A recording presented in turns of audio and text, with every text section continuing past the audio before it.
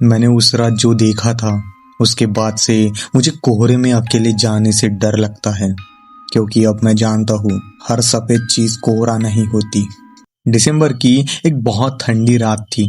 करीब 1 बजे मैं बाइक से गांव के बाहर वाले रास्ते से घर लौट रहा था। चारों तरफ इतना घना कोहरा था कि बाइक की हेडलाइट भी बस कुछ ही फीट तक दिख रही थी। मेरे हाथ ठंड से सुन्न हो रहे थे। फोन निकाला तो बैटरी भी सिर्फ 3% बची थी। नेटवर्क भी आ जा रहा था। मैंने फोन वापस जेब में रख दिया। तभी हेडलाइट के सामने मुझे कुछ दिखाई दिया।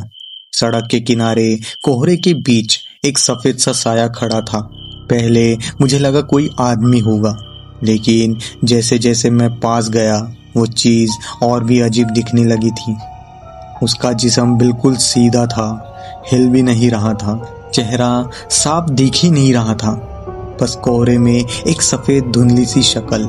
मैं धीरे से उसके पास से निकल गया और जैसे ही वो मेरी नजरों से गायब हुई, मुझे पीछे से बहुत ही हल्की आवाज सुनाई दी, रुक जा। मैंने बाइक नहीं रोकी, पीछे मुड़कर भी नहीं देखा, लेकिन कुछ दूर जाने के बाद मुझे एहसास हुआ मैं जिस रास्ते पर था वो रास्ता पहले कभी इतना लंबा नहीं था। मैंने स्पीड बढ़ा दी। कुछ मिनट बाद सामने एक पुराना बरगद का पेड़ दिखाई दिया। मैं उसे पहचानता था। उस पेड़ के पास से मैं अभी अभी गुजरा था। मैंने बाइक रोक दी। मेरे सीने में अजीब सी घबराहट होने लगी।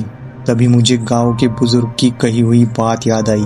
वो कहते थे, चकवा, जिसे छलावा भी कहते हैं, रात के सुनसान रास्ते पर इंसान को एक ही जगह बार बार घुमाता है। वो तुम्हें रास्ता भुला देता है और जब तुम उसके पीछे चल पड़ते हो तो वो तुम्हें वहां से ले जाता है जहां से कोई वापस नहीं आता।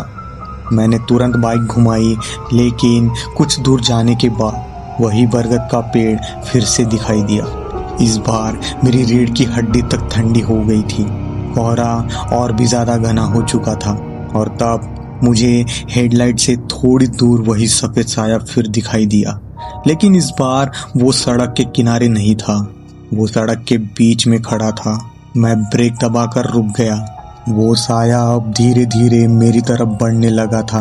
एक कदम, फिर दूसरा, लेकिन उसके पैर जमीन को छू ही नहीं रहे थे। मेरी सांस सीने में अटक गई। मैं बाइक स्टार्ट करने लगा, लेकिन हाथ कांप रहे थे। तभी वो मेरे बिल्कुल सामने आ गया। कोहरे के बीच उसका चेहरा अब भी साफ नहीं दिख रहा था, बस 2 काली सी आंखें उसकी दिखाई दे रही थी। और फिर उसने अपना सर थोड़ा टेढ़ा किया, बहुत धीमी आवाज में बोला, इतनी जल्दी भी क्या है? मेरी हिम्मत वही टूट गई। मैंने आंखें बंद की और बाइक पूरी स्पीड में भगा दी।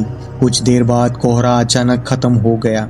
मुझे सामने गांव की पहली रोशनी दिखाई दी। मैं बिना रुके घर पहुंच गया।